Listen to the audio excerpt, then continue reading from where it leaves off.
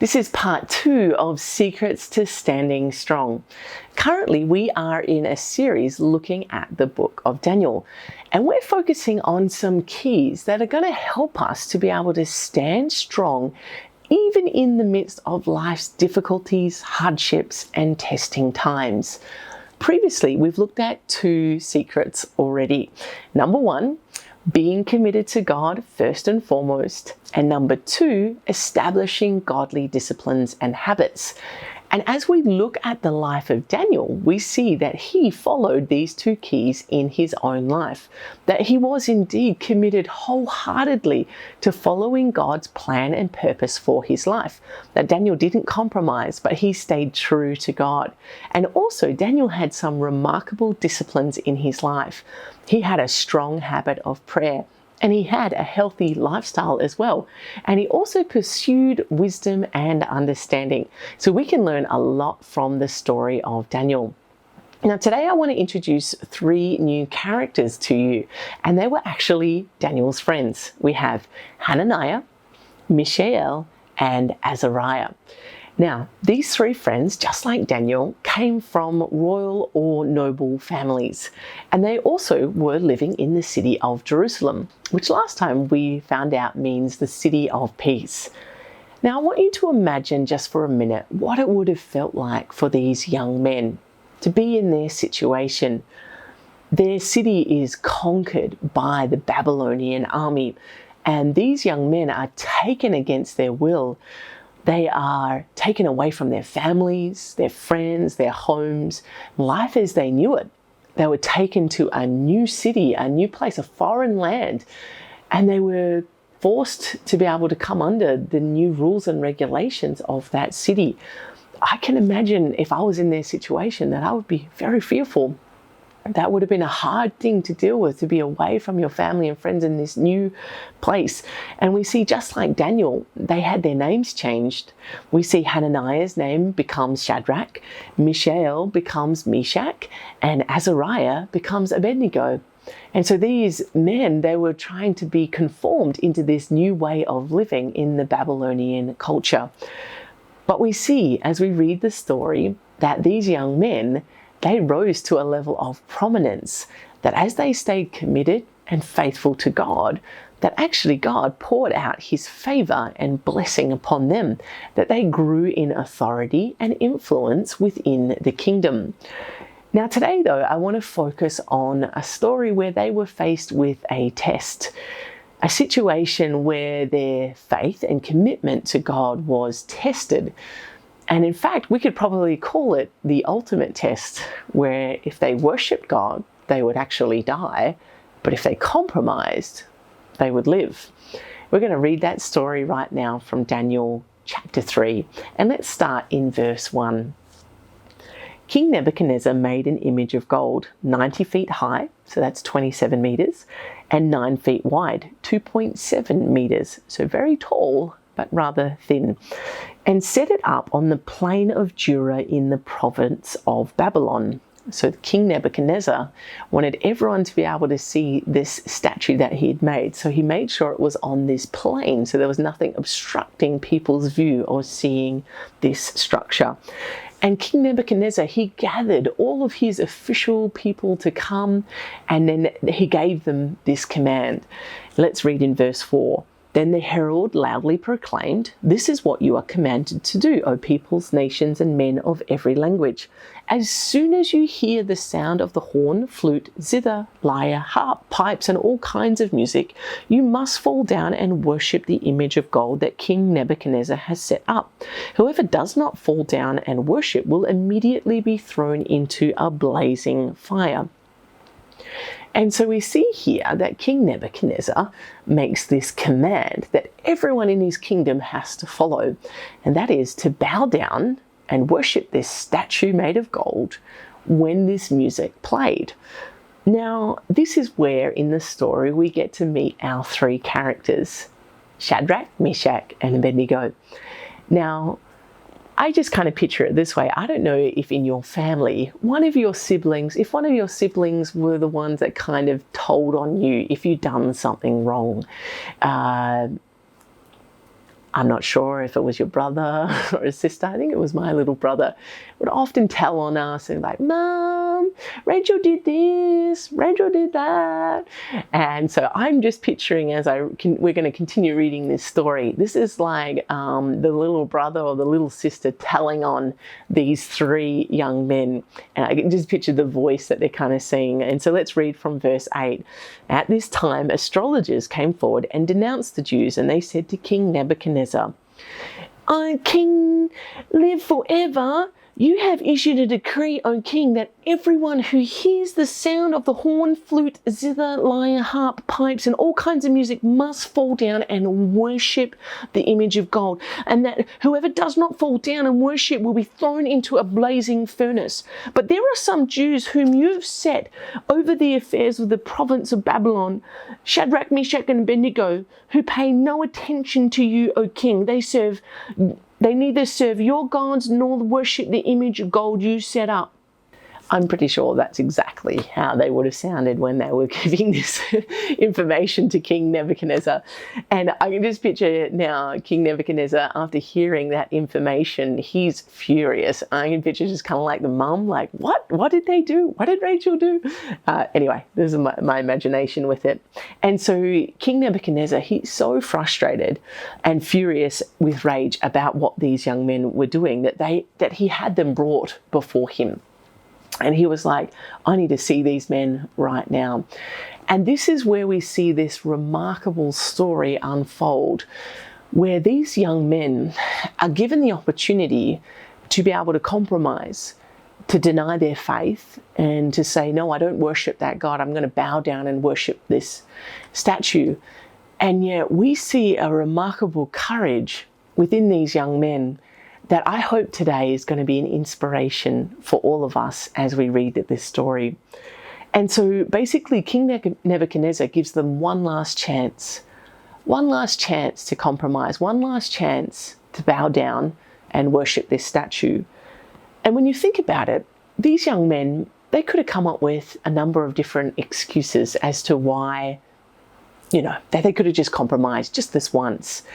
They could have had the excuse that, we're going to fall down and bow down, but we're not actually going to worship the idol. They could have said that, like, I'm just going to bow down, but I'm not actually worshiping the idol. Another excuse that they could have had is that we're not going to become like continual idol worshippers, but just this once, we're going to worship the idol just once, and then we're going to ask God for forgiveness afterwards. Maybe they could have said, well, the king appointed us and has given us this place of influence. We owe it to him. Like, I know it's not the right thing to do, but we owe him this because he's helped us so much to get into the position that we're in. I mean, it doesn't feel right, but we owe him to do this. Another excuse could have been, we're not hurting anybody. Or even lastly, this is a foreign land. Like, I'm sure God's going to be okay with us just following the customs of this land. There were so many excuses that these young men could have grabbed a hold of and made the decision to compromise their faith. And yet these men, they were so strong in their commitment. There was no compromise. They were living with integrity and they stood up for what is right, even till death. And this brings us to secret number 3, and that is to stand up for what is right. And this is not an easy thing to do. And in our life that we face here, there are many temptations around us, many opportunities for us to be able to compromise our faith and our beliefs. And it's not easy. Just like these young men, they were facing death. That's definitely not easy. I don't think anyone of us at this stage are facing such a dire consequence. And yet we can learn from these young men and their example that even when we are faced with the hardest of temptations, even when we're faced with compromise, even with there's many options around us, where we could have those excuses of it's not going to hurt anybody if I do this thing, or I owe it to that person to, make sure I follow what they're doing. There's many excuses Oh, this is just part of the custom of living here. These young men give us the model to follow, and that is to pursue God no matter what, to pursue what is right. And how do we know what is right? Well, we've got the scriptures here. They are a guide. Psalms talks about these scriptures being a lamp unto our feet, a light unto our path. How do we know what to stand up for? How do we know what is right? We need to read the scriptures and use them as a guide. And Shadrach, Meshach, and Abednego, they knew what was right. They knew that if they chose to bow their knee to another god, that they were going to be compromising their faith, that their influence was no worth at all if they were going to be people of compromise. And let's read about their response to King Nebuchadnezzar, because I think this is quite a fascinating way of responding, and it's a powerful way and a challenging way, that when we are faced with situations where we're feeling like, I don't know if I'm strong enough to stand up for what is right, let us remember the words that Shadrach, Meshach, and Abednego said to King Nebuchadnezzar. So King Nebuchadnezzar says this in verse 15. But if you do not worship it, that's the statue, you will be thrown immediately into a blazing furnace. And he threatens them with these words. Then what God will be able to rescue you from my hand? Wow, that's a bit of a threat, yeah? What God is going to be able to rescue you from my hand? Verse 16, Shadrach, Meshach, and Abednego replied to the king, O King Nebuchadnezzar, we do not need to defend ourselves before you in this matter. If we are thrown into the blazing furnace, the God that we serve is able to save us from it, and he will rescue us from your hand, O king. But even if he does not, we want you to know, O king, that we will not serve your gods or worship the image of gold you have set up. Wow. What a bold declaration of their commitment and faith in God. I want you to think for a moment about any area in your life where you can feel the temptation to compromise coming. And I want you to think about the scriptures and what you know to be right from what you've read in the scriptures. Why don't you take the opportunity today to find a strength in you, just like Shadrach, Meshach, and Abednego, that you would have this resolve that would say, no, I'm not going to compromise my faith any longer. I'm not going to compromise my stance for God, that I'm going to stand up for what is right. I'm going to make the decision to be able to do the right thing in the situations that I'm facing. Today, I want you to make that decision. Don't live in that place of compromise anymore, but focus in on the truth of God's word and focus in on obeying that. You know, at the end of the day, we want people to look at our lives and we want them to be able to see Jesus. And that's a great question to ask ourselves on a regular basis. When people see my actions, when they hear my words, do they see Jesus? Do they see and experience his love? Sometimes that's challenging to ask that for ourselves, but that's what life is all about. And once you've made that decision to follow Jesus, it's about becoming more and more like him every single day. And so the third secret to standing strong in God is standing up for what is right. And I want us to be a church that stands up for what is right, that we're not going to be a people of compromise, that I want us to stand out, just like Daniel, just like Shadrach, Meshach, and Abednego. I want us to stand out in our community, that as people look at our lives, they will see, wow, there's something different about them. There's something different about the people that go to see through the Bukit. They're living a lifestyle that's honoring of God.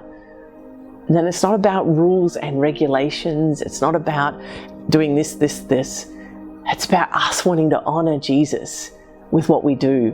We want to share the love of God. And we don't want to compromise our faith. We want to stand up for what is right. And so, church, I encourage you, let's take a hold of this next secret to standing strong. stand up for what is right, just like Shadrach, Meshach, and Abednego did. And they were so strong in their conviction that they were willing to die. They said it here. They believed that God could save them and rescue them from this situation. They had faith to believe that. But even if he didn't, they were not going to compromise. That is how strong the conviction was in their hearts. I want us to be the same. Let us be a people of conviction, that we're going to stand up for what is right. We're going to say no to temptation, say no to compromise, and we're going to honor God through what we do and say. Now, sometimes that means being persecuted. Sometimes it means that people aren't going to respond to us the way that we hope to. In this situation, it would have been awesome, these men standing there with this bold faith, that then King Nebuchadnezzar turned around and said, wow, your faith is amazing. Your God must be real. I'm not going to put you in the blazing furnace. You've just been such a great witness to me today. He didn't experience that. In fact, we see as we read on that actually King Nebuchadnezzar got even more angry and more furious, that he ordered the furnace to be set up even higher than it was, that even the people that were going to put the men into the furnace, they passed away because the flames were so hot. We can sometimes think that if something bad happens to us, it's because we've done something wrong. But actually, sometimes bad things happen when we do the right thing.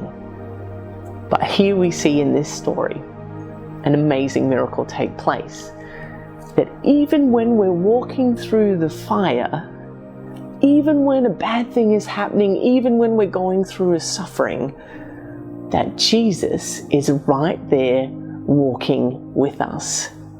What an incredible promise for us to hold on to. That even when we stand up for what is right and we face persecution, we face the fire, that God promises to never leave us or forsake us, but that he will stand there with us. There's no other God that promises to do such a thing as that.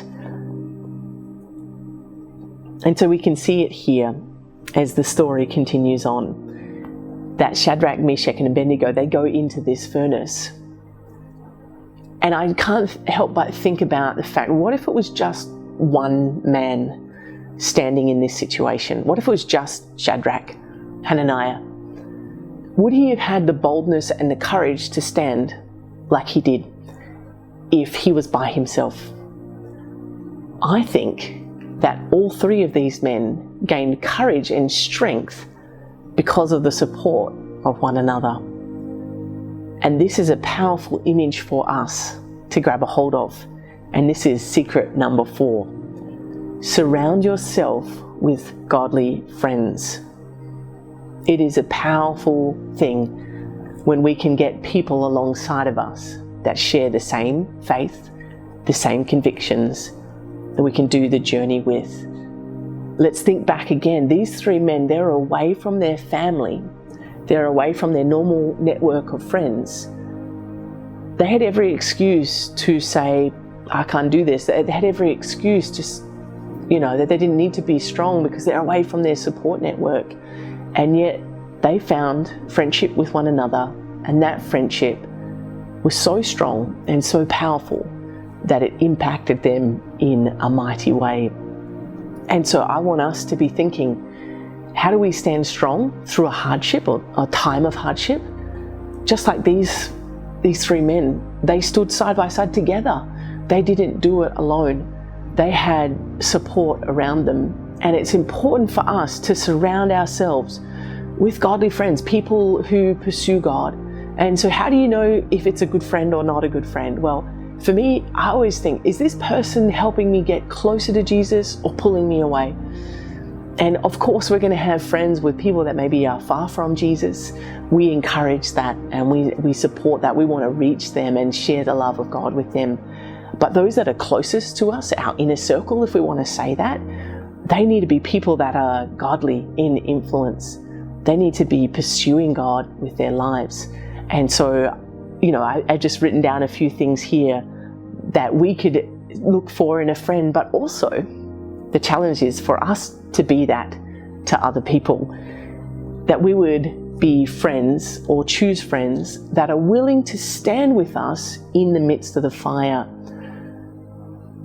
One of those men could have easily said, "Oh, sorry guys, I'm out. Sorry, I didn't realize that we were actually going to go through with this. Like, yeah, I'm having second thoughts. I'm just gonna bow down to the image. I don't really want to do this. They could have easily done that, but those three men stayed so committed to one another that even as they go into the furnace, the fiery furnace, there was no hesitation. There was no running away. They were together in the midst of that fire. And so let's surround ourselves with people that are willing to walk with us through the hard situations of life, through the difficult situations where there's relationship breakdown or where there's sickness or there's financial pressure. Find yourself friends that can stand alongside of you in the midst of the fire, and also do that for the people that are around you. We're all going to go through things, and how powerful that we can stand alongside of each other. It's great to choose friends that keep focused on Jesus and focus you back on Jesus. Sometimes we can be overwhelmed when we're in the midst of the fire. We're just looking at the flames, looking at the situation, like freaking out. This is too much, too tense, too overwhelming, too much pressure. And the best friends are the ones that are going to point us back to Jesus and say, no, God is in control. God's going to work this out for your good. Keep trusting Him. Keep pursuing Him. It's going to be okay. We need to be friends with others like that as well. That we need to be a voice of encouragement to those that are going through the fire. And we want to be a voice that encourages them to go to Jesus, to go to the scriptures. That's a great challenge for us. That we would be a people that are trustworthy. I think it's amazing that these three men, they trusted each other so much that they were willing to stand up against the king of the whole kingdom. They stood against him and said, no, I'm not going to compromise my faith. They were loyal to not just God, but loyal to each other. And I just read this quote this week that I thought was quite pertinent to this message today and quite powerful. And it talks about loyalty. It says, we establish trust in those who are present by our loyalty to those who are not present. Loyalty means speaking about others as if they were present. And I think that is a powerful reminder for us that not only do we want to speak words of encouragement and words focusing people on Jesus, not only do we want to stand alongside of people when they're going through the fire, but we also want to build a loyalty and a trust with others, that we want to be trustworthy with their confidence, trustworthy with what is that fire that they're going through, that you're not going to share that with everybody around them without their permission. And I love that quote where it's just talking about, hey, let's say no to gossip. Let's say no to talking about people behind their back. Let's be a people where we're going to be loyal, show our loyalty to the people that are not there by not talking about them. And if we're going to talk about them, we're going to say good things about them. And I think that helps build a trust and a loyalty, that helps build a sense of family that we want to see in our church. And I'm sure that these young men had a loyalty to one another in this. So what a great example for us. So let us be a people that are loyal to one another, but also surround ourselves with people that are loyal. It's important for us to choose wisely godly people that can be part of our friendship group.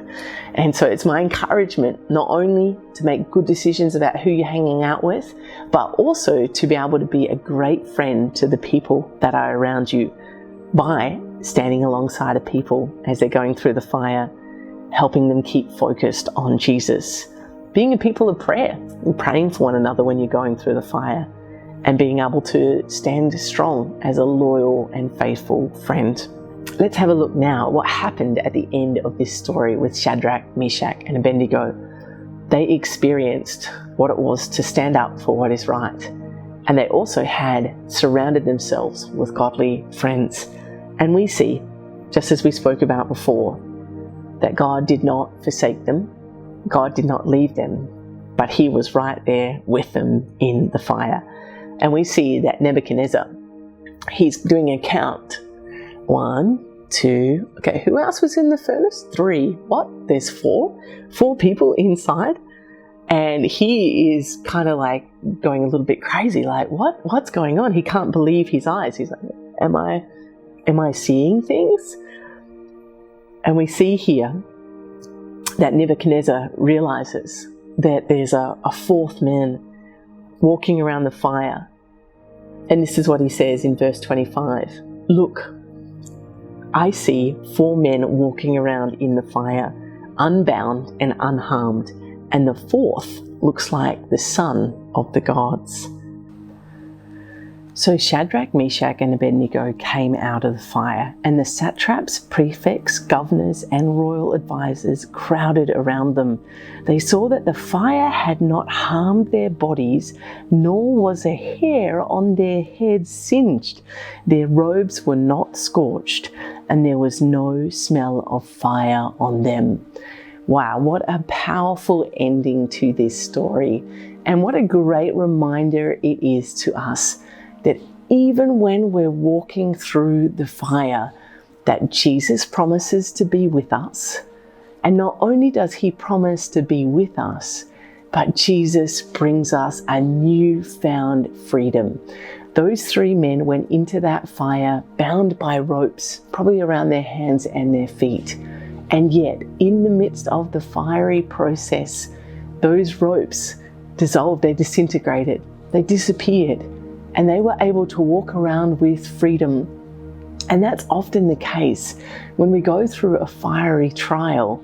It is actually for our benefit. And there is a freedom that comes as we allow God to do that refining work in our hearts. There is a freedom that comes to our lives. And we see here that there was no harming to their bodies. There wasn't even the smell of smoke. Now, I don't know about you if you've been around a campfire and the night before, but you always smell like smoke after you've been around a fire. It's impossible not to. And yet these men didn't even smell like smoke. They had gone through the fire, but there was no negative impact on their lives moving forward. There was only the positive impact that they had got into a new level of freedom. And not only did they find and experience freedom, not only did they see Jesus right there walking with them in the midst of the fire, but King Nebuchadnezzar's heart was transformed and changed by that instance, and that he recognizes that actually the God that Shadrach, Meshach, and Abednego serve is the one true living God. And God can use the fires that we go through, the fiery furnaces, so to speak, the trials of life, the testing in those relationships, the pressure that you're under now, to bring freedom to our lives, to refine us and to make us more like Jesus. But also he can use those moments as a testimony to display his glory and his goodness to the people around us. And so I want to encourage you, church, if you do feel like you're going through the fire, stand strong, stand firm. Continue to stand up for what is right, even if it means that you're persecuted and have to go through the hard trial. Stand strong. Surround yourself with godly friends and be a godly friend to those around you. That as you do that, you're going to get through that fire and you're going to come out with a new level of freedom like you've never experienced before. And people are going to come to know Jesus because of your testimony and what God has done in your life. I encourage you, church, keep holding on to your faith. Keep persevering, that you're going to make it through and God is going to have his way in your life. Let's continue to stand strong in this time, church. And let's take a hold of these secrets that we've talked about today and to put them into practice in your own life. And I know that as you do that, you're going to see the blessing of God come and the favor of God flow into your world, and that his name will receive all the glory through what you do. Bless you, church.